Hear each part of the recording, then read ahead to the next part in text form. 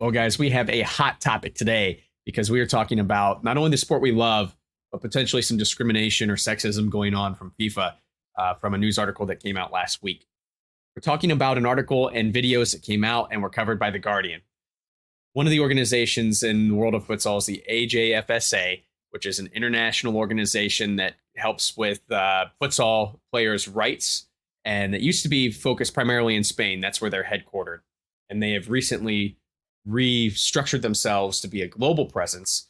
And as part of that restructuring, have put out some videos to follow up on a demand to FIFA that they wrote in September, asking for answers on why the women have yet to receive a World Cup that was promised to be worked on all the way back in 2018.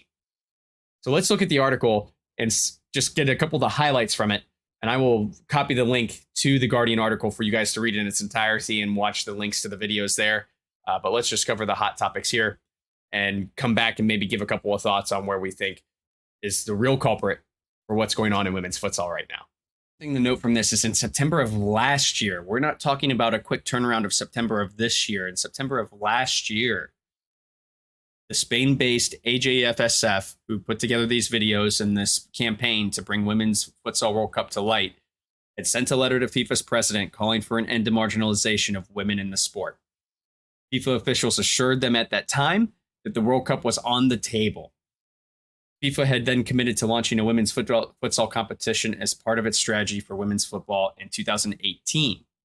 So back in 2018, there was talk of a women's futsal competition, which of course is very vague, but it has been now 4 years, and we've only seen one regional federation, UEFA, develop a women's Euro competition, but we've seen nothing else in the development of women's futsal. One of the important things, too, is in addition to multiple players from all over the world being in this video, some top-class players from countries like Brazil, Argentina, Spain, Italy, Netherlands.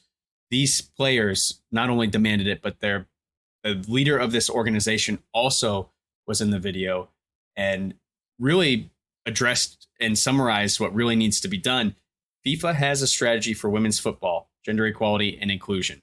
If they're investing in women playing football, a percentage of that money should go towards futsal because we are also women. We have the right to play and opportunities to develop. And then she follows it up later by saying, we are not trying to compete with football. We just want our own space to develop. It's not right. It's not fair. What are we waiting for? In this campaign, they did make accusations of double discrimination. Discrimination against the women's football program compared to futsal, not getting them involved, and discrimination of women to the men's game, since the men's side of futsal has had a World Cup, and they, in the meantime, have seen nothing on the women's side. The FIFA spokesperson declined to comment on that accusation of double discrimination, but confirmed that the World Cup was under consideration.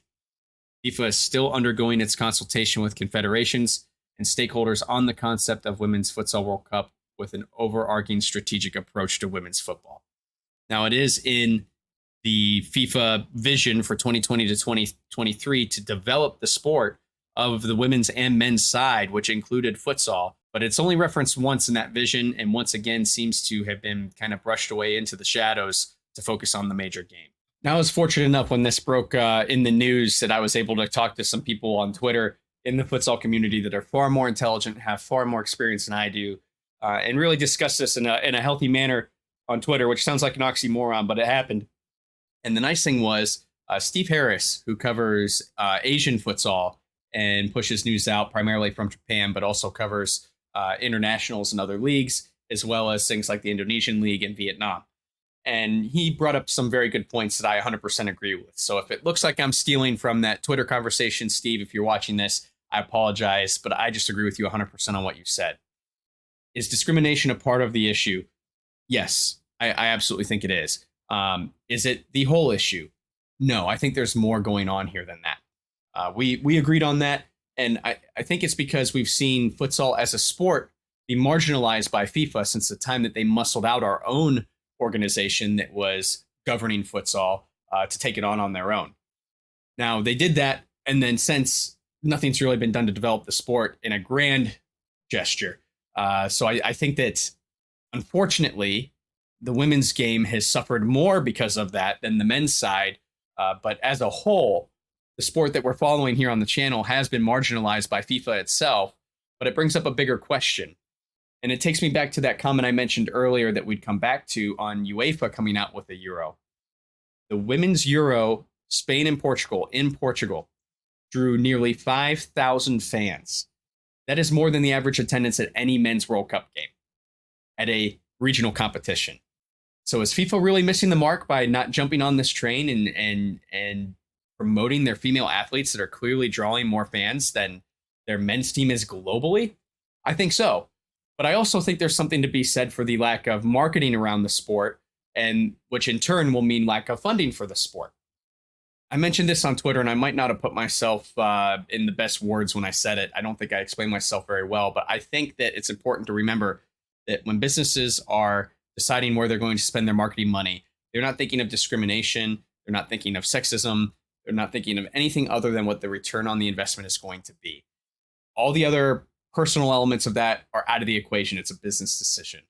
If FIFA itself will not push the game, why should a major company that would maybe invest in something like the outdoor game, the outdoor World Cup, say a Coca-Cola or a car company, Volkswagen, why would they put their money into something where they will not see as much of a return on it when the people they're talking to are pushing something else way, way harder? I don't think that's any fault of the women. I think that's the fault of the organizations that are stewards of the game of futsal not doing a good job of taking care of the game we love.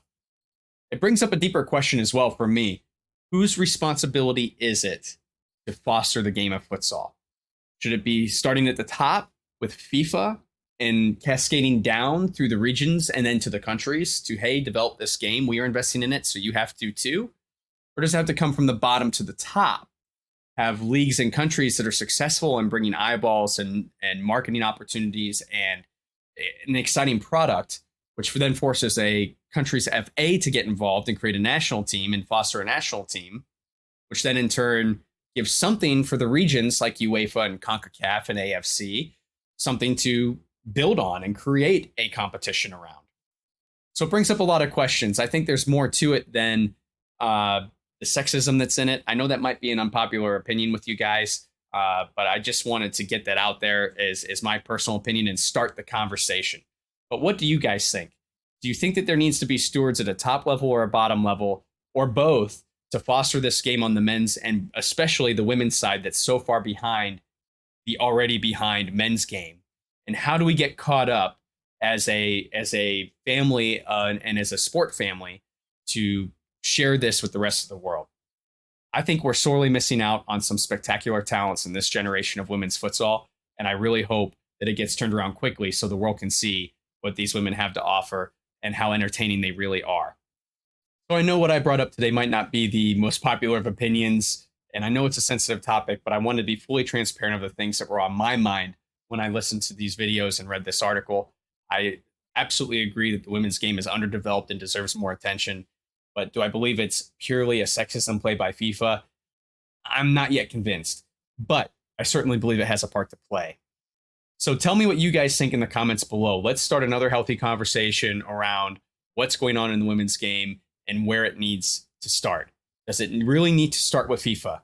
Do they need to provide that World Cup for these players? Or does it rely on us at a local level to prove that there's a demand for this product and force their hand to create something for us based on the wave that we can create as a consumer of the sport to grow this thing and share it with our peers? I can't wait to hear from you guys in the comments below. And until next time, I hope you play with your soul.